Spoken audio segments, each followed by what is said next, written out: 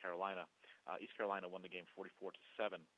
Up next for the Knights, a relatively short week. Again, Knights played Thursday back-to-back, so not quite so short. But Thursday against USF at Bright House Network Stadium for a 7:30 p.m. Eastern Time start on ESPN. Coach, thanks so much for joining us on the call today. If you would take a minute to tie up the game against East Carolina, please, and what you expect to see as you play the rivalry game Thursday against the Bulls. Well, first of all, thanks for having me on again. And came out with a little bit of energy to start the game against East Carolina, but their skilled guys took over, in that second quarter, and we could never get into a groove after that offensively. And a credit to Coach Ruffin McNeil and his staff of what they were able to do on the road to come in here. We've always had some tough, close games, but they didn't make it close. And we tried to muster up a little bit of energy coming out of the half and everything, but it just wasn't enough. So credit goes to those guys. They played well, and obviously we didn't. And disappointed in that, especially in front of a national audience that we had. And now we look forward to closing out our season here at home against probably the hottest team in the conference right now with South Florida. So we got to come out and play for a full 60 minutes. Willie's done a good job, turned that program around over there, and it's going to be an exciting ball game. Obviously, with the mileage distance between us is very short, so it's going to be a good contest. The fans always get into it. Any questions for Coach Barrett, please? Hit *1 on your telephone to join the queue, then the operator will introduce you. We'll take our first question from Jeff Odom with Tampa Bay Times. Hey, Coach, how you doing? I'm doing fine. How about yourself, Jeff? Not doing too bad. I just wanted to ask you, I know you've been with the program throughout this season, and what was the one thing that kind of went wrong that has caused this incredible spiral that the program has been on this season? Well, I think the key for us when you look at the spiral is that injuries to key people at the wrong time. Early in the year, we lose our quarterback first series in the second game. We lose our starting center from last year.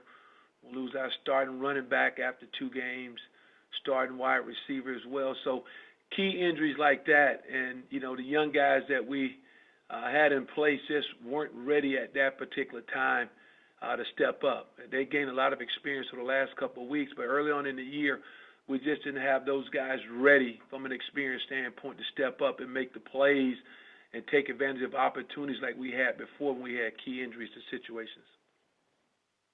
Also, I know there's the USF connection there on your staff with Chuck Bresnahan. Do you think having him as a defensive coordinator, I know USF has changed up its defensive scheme, but does having him and knowing the personnel that USF has, does that give you guys an advantage going into Thursday's game? Well, I think you hit it on the head already. They've changed up some things offensively than what they did before. I think Willie's no longer calling the plays, and Coach Hope is doing a good job as far as getting their quarterback flowers to make great decisions with the football. But the key is that, Chuck was there. He knows the personnel, what type of players they are, what type of people that they are. And that's really the only advantage you would get. But from a scheme standpoint, they have changed some things up. But he knows who their playmakers are, and we got to obviously try to find a way to stop those guys. Thanks, Coach. Yes, sir. We'll take our next question from Joey Knight with Tampa Bay Times.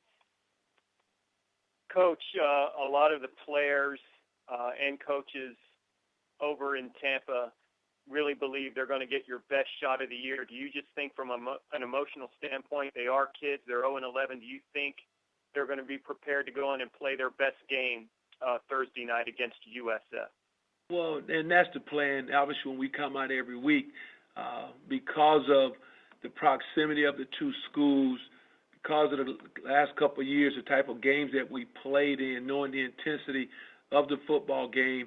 Yes, it's our final home game. It's the last game for a handful of seniors that we have. So our guys are going to go out and play hard for sure, and trying to finish off this year with at least one positive in the midst of a tough year. But yes, they're going to get our best game because we know we're going to get their best game also, and it's been like that for the last 2 years. Thank you. Coach, if I could just ask you some of the things I've been asking the other coaches as well regarding the performance of the conference this season. Yes, sir. Obviously, seven bowl-eligible teams, potential for as many as 9. 3 top 25 teams this week, and 4 at times during the course of the year. You've been obviously on both sides of it. Now, can you talk about the performance of the conference this season, and perhaps even the depth of the league that you've seen from this year relative to some others? Well, I'll tell you what, from top to bottom, other than ourselves and having a down year that we're having, you just look at first of all, I think all of the coaches in this conference done a great job as far as utilizing the personnel, getting their teams ready to play, whether it's home or away, and competing out of schedule, out of conference, I should say. I thought was outstanding to go up against the Power 5 schools and play well and win. And just the level of competition and athleticism in this conference. Everybody's finding that dual threat quarterback now that's making it happen in the skill set. But I really see defensively now, this conference is stopping other teams, whether in conference or out of conference. And I think that's the key anywhere you go. If your defense is playing well, you give yourself a chance to win. I've seen that in this conference top to bottom. Coach, we thank you for your time today, not only just today, but also for stepping in during the year and joining us each week. And I look forward to hearing from you again down the road. Thank you. Appreciate everything. Have a great Thanksgiving. Thank you. You too, Coach. Coach Danny Barrett from UCF, the